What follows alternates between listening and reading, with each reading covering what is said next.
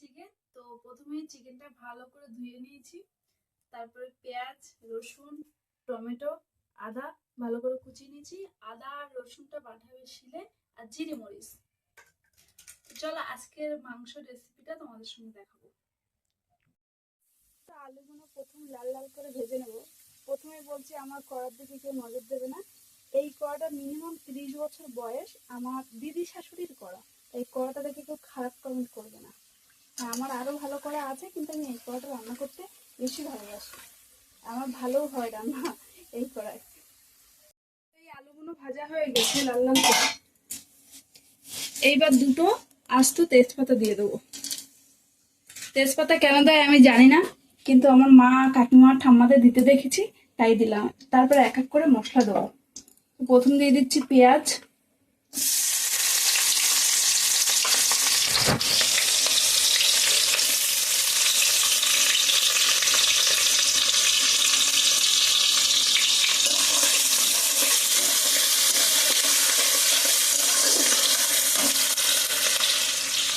তারপর দেবো রসুন,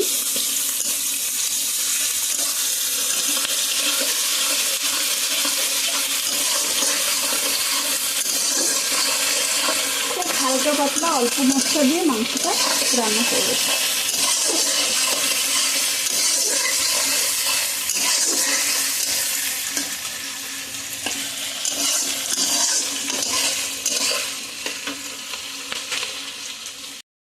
রসুনটা একটু লাল লাল করে ভাজা হয়ে গেছে, তারপর দিয়ে দেবো টমেটো।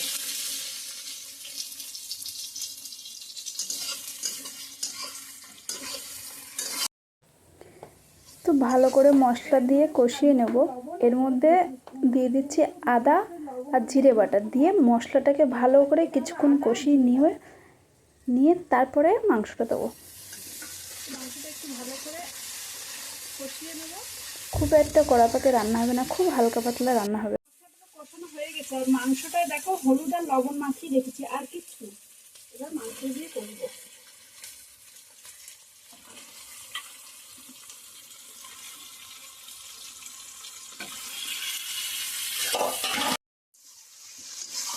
এর মধ্যে আর কোনো মশলা করবে না, শুধু ঝালটা দেওয়া বাকি, আর মিট মশলা। মাংস হয়ে গেলে তারপরে দেবো। জাস্ট এইটুকু মশলা দিয়ে মাংসটা রান্না হবে। ভালো করে কষিয়ে নিই মাংসটা। আমার মেয়ে লেগ পিস ছাড়া খায় না, এই জন্য লেগ পিসটা বড় করেই রাখে। খিদে পেয়ে গেছে, মেয়ে ছাড়িয়ে দিচ্ছে এক বাটি বেদানা, সেটাই খাচ্ছি আর রান্না করছি। এবার দিয়ে দেবো কাশ্মীরি লঙ্কার গুঁড়ো। ঝালটা যারা যেরকম খায় যে পরিমাণে, আমাদের বাড়ি একটু ঝালটা কম পরিমাণে খাওয়া হয়, সেই হিসেবে কাঁচা লঙ্কা দেয়নি, শুধু শুকনো লঙ্কাই দেওয়া হয়েছে গুঁড়ো। কষানো কমপ্লিট হয়ে গেছে মাংস, এইবার জল দিয়ে দেবো।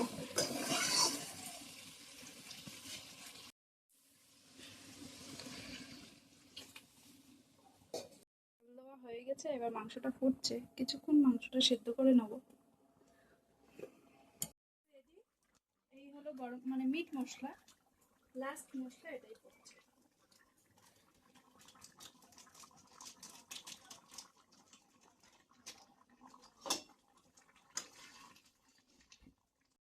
তো এই আমার রেডি চিকেনের হালকা পাতলা ঝোল। এই হলো চিকেন।